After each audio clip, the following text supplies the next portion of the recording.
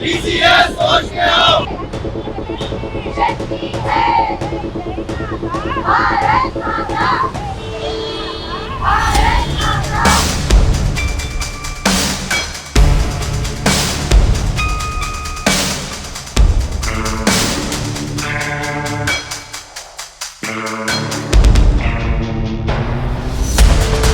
నాసిక్లోని TCS కంపెనీలో corporate జిహాద్ ఏదైతే జరిగిందో దానికి వ్యతిరేకంగా ఈరోజు హైదరాబాద్ టీసీఎస్ కూడా మహిళా శక్తి వేదిక మహిళా సురక్ష వేదిక తెలంగాణ ఆధ్వర్యంలో కూడా టీసీఎస్ ఎదుట పెద్ద ఎత్తున మహిళలు అయితే ఆందోళన చేస్తున్నారు. కార్పొరేట్ జిహాద్ జరుగుతుంది, దాంట్లో మత మార్పులు జరుగుతున్నారు. మహిళల యొక్క వీక్నెస్ని ఆధారంగా చేసుకొని మహిళల ఉద్యోగాలని ఆసరగా చేసుకొని ఒక మతానికి సంబంధించిన వాళ్ళు మత మార్పిడి చేస్తున్నారు, అట్లాగే వాళ్ళ మతంలోకి కన్వర్ట్ చేస్తున్నారు. మీకు ఉద్యోగాలు ఉంటే కావాలనుకుంటే మా మతంలోకి చేరండి, మా మత విశ్వాసాలను పాటించాలని చెప్పేసి గత కొన్ని సంవత్సరాలుగా అక్కడ జరుగుతున్న దాన్ని కూడా ముంబై పోలీసులు ఛేదించారు. ఇదే దేశవ్యాప్తంగా కూడా కార్పొరేట్ వ్యవస్థలు ఇట్లాంటివి జరుగుతుంది. అట్లాగే టీసీఎస్ కూడా మౌనం పఠించడం పట్ల కూడా మహిళలు అయితే చాలా ఆవేదన అయితే వ్యక్తం చేస్తున్నారు. దానికి నిరసననే ఈరోజు మహిళా సురక్ష వేదిక ఆధ్వర్యంలో కూడా ఇక టీసీఎస్ కంపెనీ ఎదుట కూడా పెద్ద ఎత్తున ఆందోళన చేస్తున్నాం. మనతో మాట్లాడడానికి మహిళా సురక్ష వేదిక ప్రతినిధులను చెప్పండి మేడం, మీరు ఎందుకు ఇట్లాంటివి చేస్తున్నారు? ఇక్కడ ఇప్పుడు ఎక్కడ చూసినా కూడా లవ్ జిహాద్ కానీ కార్పొరేట్ జిహాద్ అని కానీ కాలేజ్లో జిహాద్ అని కానీ ప్రతి చోట ఈ జిహాద్ శక్తులు ముందుకొస్తున్నాయి.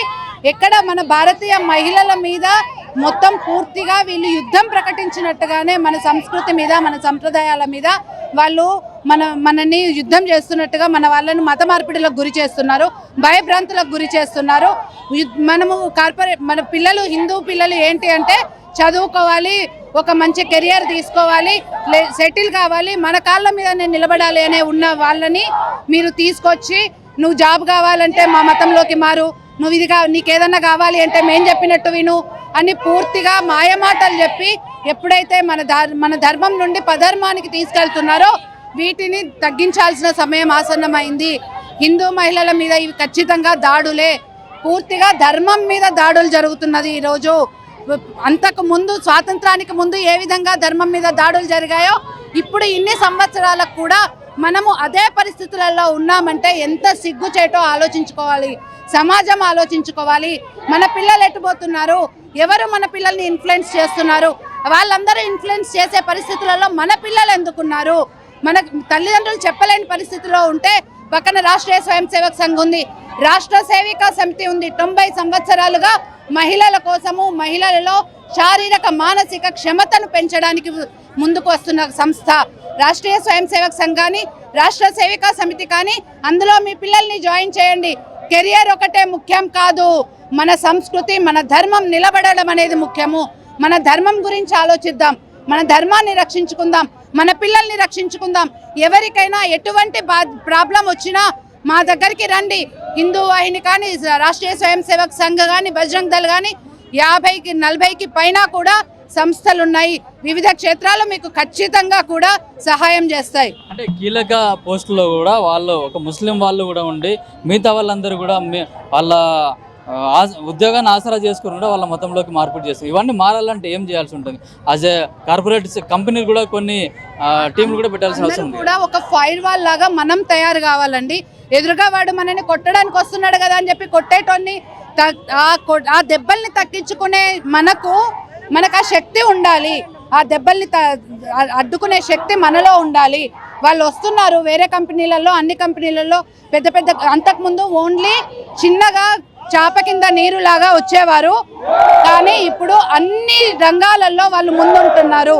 వాళ్ళు మామూలుగా ఉగ్రవాదం వైపు వెళ్ళలేదు, జిహాద్ వైపు వచ్చారు. లవ్ జిహాద్ని ఎక్కువగా తీసుకుంటున్నారు వాళ్ళు. దాన్ని మనము ఆలోచించి పట్టుకోవాల్సిన పరిస్థితి ఉంది. ఇప్పుడు జరుగుతున్న వాటిని మనం ఆలోచించాల్సిన అవసరం ఎంతో ఉంది. వాళ్ళందరూ చదువుకున్నట్టుగా డాక్టర్లు కానీ ఇంజనీర్లు కానీ కార్పొరేట్ శక్తులు కానీ కంపెనీలు పెడుతున్న వాళ్ళు కానీ ఇప్పుడు మనము చూస్తున్నాము. లెన్స్కార్ట్లో కూడా మిగిలిన ఎయిర్వేస్లో కూడా మన ధర్మాన్ని మాత్రం ముందుకు తీసుకెళ్లకుండా ధర్మం ఉంటే కాస్తే మాత్రం వాళ్ళని మార్చాలి, ధర్మాన్ని మార్చాలనే విధంగా ముందుకు వెళ్తున్నారు. వీటన్నిటిని కూడా మనం జాగరూకతతో ఉండి నేర్చుకోవాలి, వాటిని అడ్డుకోవాలి. ప్రతి స్త్రీ జాగరూకతతో అడ్డుకోవాలి. అయితే కార్పొరేట్ లో కూడా లవ్ జిహాద్ ఏది జరుగుతుందో దాన్ని కూడా అడ్డుకోవాలని చెప్పి చాలా మంది చెప్తున్నారు. అయితే మనతో మాట్లాడకుండా మహిళా ప్రతినిధులు మనం ఇప్పుడు నిదా ఖాన్ అనే ఒక ఆమె కూడా దొరికినా కూడా ఆమె హెచ్ఆర్ కాదు, కేవలం టెలికాలర్ అని చెప్పేసి కూడా చెప్తా ఉన్నారు. దీన్ని ఏ విధంగా చూడొచ్చు? అంటే వాళ్ళ ఉద్యోగాలని కాపాడుకోవడం కోసం 100 రకాలుగా చెప్తున్నారు. కాకపోతే ఇక్కడ మనకు ప్రత్యక్ష సాక్షులు వచ్చి బయటకు వచ్చి చెప్పారు, ఒక హెచ్ఆర్ నన్ను ఇలా చేసింది అని చెప్పేసి. కాబట్టి ఎవరైతే హెచ్ఆర్ చెప్పారో ఆమెను సస్పెండ్ చేసేసి ఇటువంటి అమ్మాయిల మీద జరుగుతున్న అత్యాచారాలని మనం అరికట్టాల్సిందే. ఎందుకంటే చాలామంది అమ్మాయిలు, ఇది ఒక టీసీఎస్తో కాదు, ఇప్పుడు చిన్న చిన్న షాపింగ్ మాల్స్లో కూడా ఇది జరుగుతోంది. ఇప్పుడు మాంగళ్య షాపింగ్ మాల్లో కూడా మనం చూస్తున్నాం, బట్టల షాప్లో కూడా ముస్లిం అబ్బాయిలను రిక్రూట్ చేసుకున్నారు, హిందూ అమ్మాయిలను రిక్రూట్ చేసుకున్నారు. హిందూ అబ్బాయిలను ఉద్యోగాలను తీసేసి ముస్లిం అబ్బాయిలను రిక్రూట్ చేసుకొని అమ్మాయిల మీద పంపిస్తున్నారు. కాబట్టి ఇటువంటి చేసే వాళ్ళందరినీ కూడా ఒకసారి వారికి కఠినంగా శిక్షిస్తే కానీ ఇంకోసారి మన దగ్గరికి రారు. వాళ్ళు ఒక అమ్మాయి దగ్గరికి రావాలంటే భయపడాలి వాళ్ళు. అటువంటి శిక్ష వేయాల్సిందని గవర్నమెంట్ కోరుకుంటున్నాం. మేడం చెప్పండి, సోకాల్ పీపుల్స్ ఎవరైతే ఉన్నారో ఇదంతా కేవలం పర్సనల్ వ్యక్తి గట్స్ను తీసుకొచ్చి కూడా ఒక మతానికి అంటగడుతున్నారని చెప్పేసి కూడా ఈ మధ్యలో వార్తలు వస్తున్నాయి. ఇంతమంది దాదాపు 200 మంది బాధితులు ఉన్నా కూడా కంపెనీ మాట్లాడకపోవడం చాలా అన్యాయం. ఇది కంపెనీ, టీసీఎస్ కంపెనీ మాట్లాడాలి. దీని గురించి సమాజంలో ఇంతమంది స్త్రీలు బాధపడుతున్నారు. హిందూ సమాజం, హిందూ మహిళా సమాజం అంతా ఇవాళ ఒకతాటికి వచ్చి బాధితుల కోసం మాట్లాడాలని వచ్చింది. కంపెనీ మాట్లాడకపోవడం ఇది అన్యాయానికి మద్దతు ఇచ్చినట్టు. కాబట్టి కంపెనీ కూడా మాట్లాడాలి. సమాజంలో కూడా అందరు తెలుసుకోవాలి ఏ రకంగా మతోన్మాదులు లవ్ జిహాద్ పేరుతో, కార్పొరేట్ జిహాద్ పేరుతో అమ్మాయిలకు అన్యాయం జరుగుతుందో దాని మీద అందరూ ఖండించాల్సిన బాధ్యత మనందరిపైన ఉందండి. అయితే ఇప్పుడు టీసీఎస్లో మగవాళ్ళ పైన కూడా లవ్ అంటే మత మార్పిడి కోసం జరిగింది, ఇంటికి వెళ్ళి తీసుకెళ్ళి కూడా మత మార్పిడి చేశారని కూడా చెప్తున్నారు. అంటే ఇట్లాంటి మగవాళ్ళు కూడా ఎందుకు ఇట్లా ఆకర్షితులవుతున్నారు? అది వాళ్ళకే వదిలేస్తాను సార్. నేను టీసీఎస్ ఎంప్లాయీ కాదు, నేను వేరే ఎంప్లాయీని, నేను కూడా సాఫ్ట్వేర్ ఇంజనీర్ని. కానీ ఇలా చేయడం మాత్రం చాలా దారుణం సార్, చాలా దారుణం. అంటే కేవలం హైదరాబాద్లో కూడా ఇట్లాంటివి కూడా జరుగుతుంది అనుకోవచ్చు ఎక్కడైనా? అవునండి, జరుగుతుంది. మహిళలకే కాదు, అబ్బాయిలకు కూడా జరుగుతుంది లవ్ జిహాద్ పేరుతో. చెప్పండి, ఇప్పుడు అంటే ఎందుకు అట్లా కార్పొరేట్ జిహాద్ జరుగుతుంది అనుకోవచ్చు? మగవాళ్ళను కూడా మత మార్పులకు ప్రోత్సహిస్తున్నారు, కానీ కంపెనీలు మాత్రం ఎట్లాంటి చర్యలు తీసుకోవట్లేదు వాళ్ళపైన. యాక్చువల్లీ లవ్ జిహాద్ అనేది ఒకటి కార్పొరేట్లో కాదు, ఓన్లీ తెలంగాణ హైదరాబాద్లోనే కాదు, దేశం మొత్తం జరుగుతుంది. ఎందుకంటే 2045 లోపు ఇస్లామిక్ కంట్రీగా చేయాలని వాళ్ళ ఒక లక్ష్యం వల్ల హిందూ మహిళని కానీ ఎలా అయితే హిందూ మహిళల్ని ట్రాప్ చేస్తున్నారో వీళ్ళు అసలు తెలియకుండా పోతుంది. హిందూ మహిళలు జాగ్రత్తగా ఉండాలా. చిన్నప్పటి నుంచే వాళ్ళకి సిద్ధాంతాలు, దేశభక్తి, దైవభక్తి లేకపోవడం వల్ల ఇలా జరుగుతుంది. అది ముఖ్య కారణంగా మనం ఇక్కడ ఒక పాయింట్ అనేది నోట్ చేసుకోవాలి. టీసీఎస్ అనే కాదు, ఎక్కడన్నా ప్రైవేట్ కార్పొరేట్లలో చాలా లవ్ జిహాద్ అనేది జరుగుతుంది. ముఖ్యంగా మహిళలను ఎందుకు టార్గెట్ చేస్తున్నారంటే ఈ యొక్క ఇస్లామిక్గా ఉండేవాళ్ళు మెయిన్గా మహిళలను టార్గెట్ చేయడానికి ముఖ్య రీజన్ ఏంటంటే వాళ్ళని పెళ్లి చేసుకోవడం, ఆ తర్వాత ఇస్లామిక్లోకి మార్చుకోవడం, దాని తర్వాత 5 మంది 6 మంది పిల్లల్ని కనడం. ఈ మహిళలకి ఓన్లీ ఒక పిల్లలు పుట్టే మెషిన్గా మాత్రమే చూస్తున్నారు. సో దీనికి కట్టడి వేయాల్సిందిగా ఈ ప్రభుత్వాన్ని కూడా కోరుతున్నాం. అలాగే ప్రతి ఒక్క హిందూ కూడా మేల్కోవాల్సిన సమయం వచ్చేసింది. అంతే. అంటే మీరు మాట్లాడతారా?